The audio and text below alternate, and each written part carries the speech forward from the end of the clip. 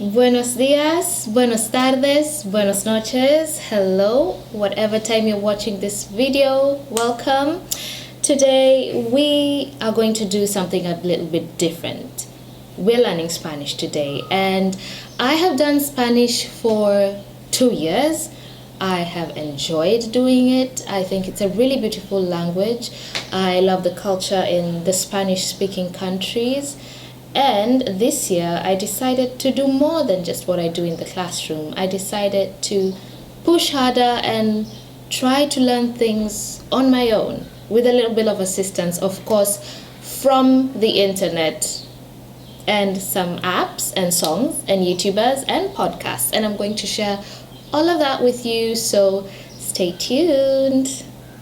Okay, before we begin, we must know the basics and what we want to focus on. So here are a few things that are basics for literally learning any language that you need to focus on and that you need to know and that improve your language learning journey. The first one is grammar, vocabulary, reading, writing, listening, and speaking. I think these are important things, especially when you're learning a language. They are the building blocks, the foundation when learning basically any language. And it's important to take note whatever time you are, using a resource. What am I focusing on? Am I focusing on the reading skills or the listening skills? And even some of them mix all of the skills together. Like you could get a resource that combines listening, speaking, grammar, and all that. So the first resource I'm going to mention are the YouTubers. These are a few YouTubers that I came across and that I've loved watching. I think they have really improved my Spanish the few times or number of times I've watched them. Actually, I'm becoming a regular, and thanks to the YouTube algorithm, after I got like one Spanish YouTuber, more started coming, but here are a few that I really enjoy. So the first one is Isadora Vera. Her videos are mostly centered on productivity, like day-to-day life and all that. I think she has taught me a lot, especially, when it comes to organizing and productivity and all that. I basically enjoy these videos, but then it's on another level because this is in Spanish. So I not only enjoy it, but I get to learn a lot of things. I get to practice on my listening skills because of the way she speaks, obviously, and she speaks quite fast, might I add. Okay, it's not fast, but I think it's like, it sounds fast because I'm still not a fluent Spanish speaker. So to me, it sounds like that is so fast. So I obviously watch these videos with English subtitles so that I can know what the words mean in English, and then when I don't know a word, if I learn a new word, I write it down. The second is Iris Roy.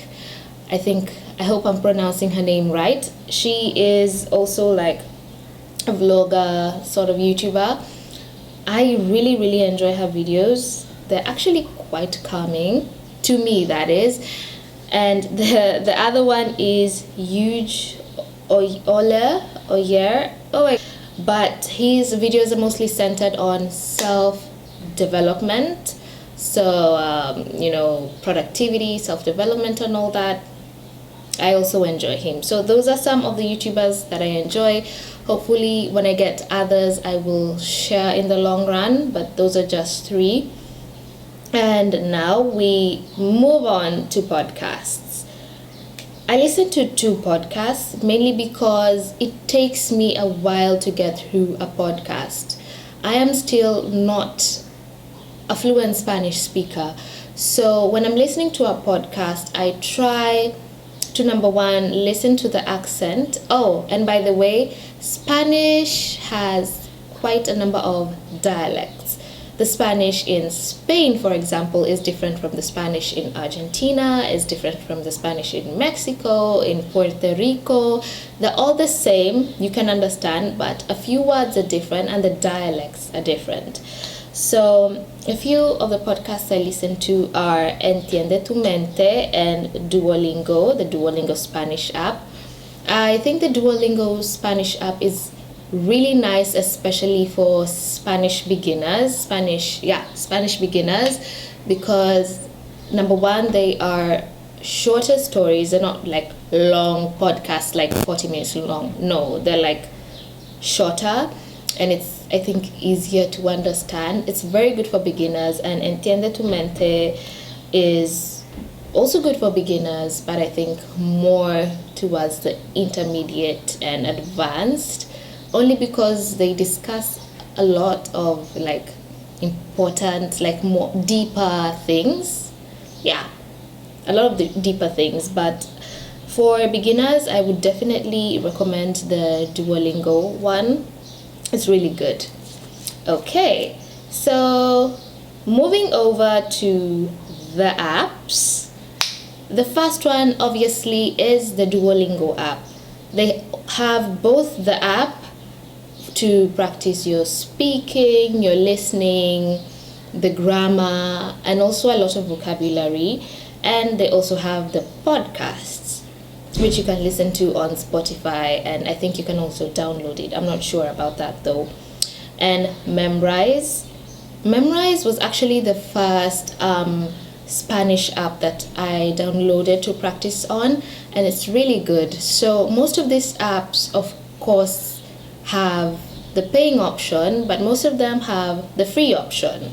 And the free option does a really good job. You don't just have to pay at once. I advise you start with the free version, and then after that, if you feel like you've gained enough momentum, you can move on to the purchasing part. But also the free versions have really helped me for the time that I've used them, and I'd really recommend the free first, just by the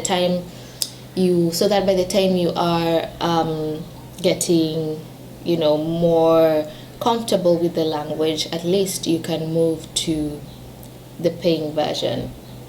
The next one is a Beelinguapp.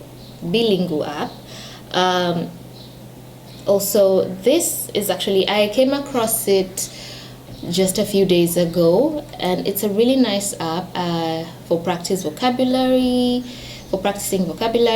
for practicing reading and listening skills. So you read a story and they have it in English and Spanish, and they also have other language options, but our main focus today is Spanish.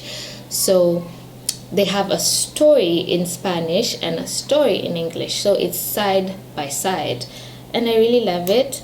Of course, and also Wattpad.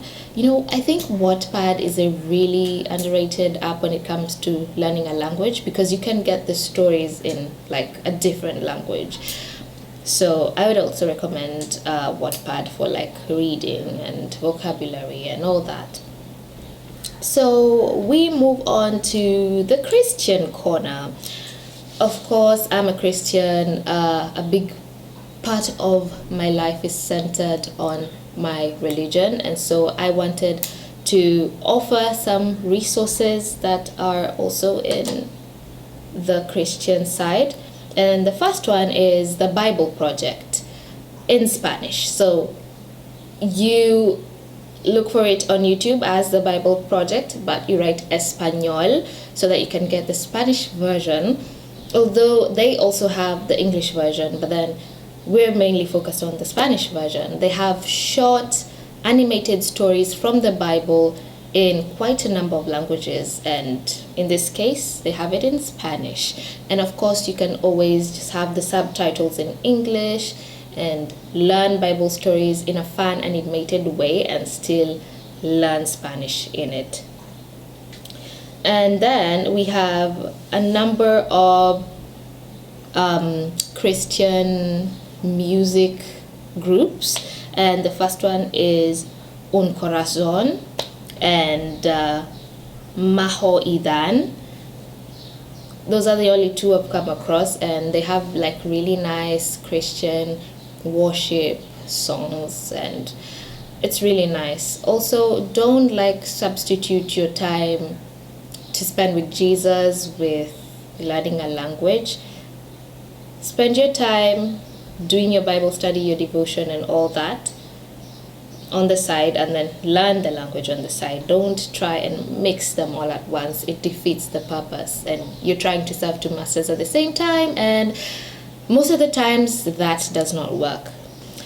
So moving on to my Spanish goals for the year. So number 1 is I want to learn 10 new words in Spanish, obviously, every day. I think that's not like too far-fetched. I think it's very easy to achieve, and at the end of the week I'll see in those 10 words that I've learned by the end of the week each day how many I would have retained, and then I'll move on with the number that I'll have retained, and then I'll do the rest that I wouldn't have retained some other time. Like, I won't really focus on them. I'll just move on with the ones that I'll have retained, and so on. The second goal is to read one article in Spanish every day. So this helps improve my vocabulary, improve my grammar, and also it helps me like learn how to discuss things and talk about things in Spanish. For example, I don't know, something happened in the economy today, so I learned to talk about that or discuss that in Spanish, which I think is really important, just to learn how to talk about normal things or normal conversations that arise day to day in Spanish. Another goal is to read to read one book in Spanish. I wanted to read 2 or 3, but I saw that, that's going to be a little too much just for now. So I'm going to stick to reading one book in Spanish, and obviously that will practice my reading skills, my writing skills, and also while I'm reading the book, I'll be reading it out loud so that I can also practice my speaking. Another goal is to practice listening to a short story every day, at least 5 to 10 minutes and maximum 15 minutes short story. I think they're actually really interesting, by the way. I enjoy listening to short stories on like a normal day-to-day life. So I think a short story in Spanish would be interesting.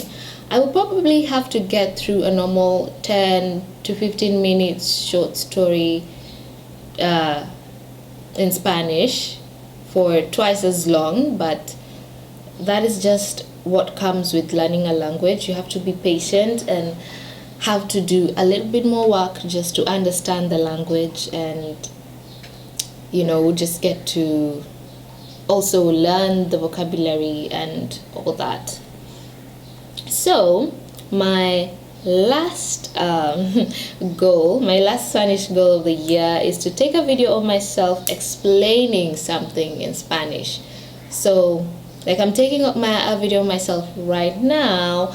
I would take a video of myself talking about something. For example, my routine,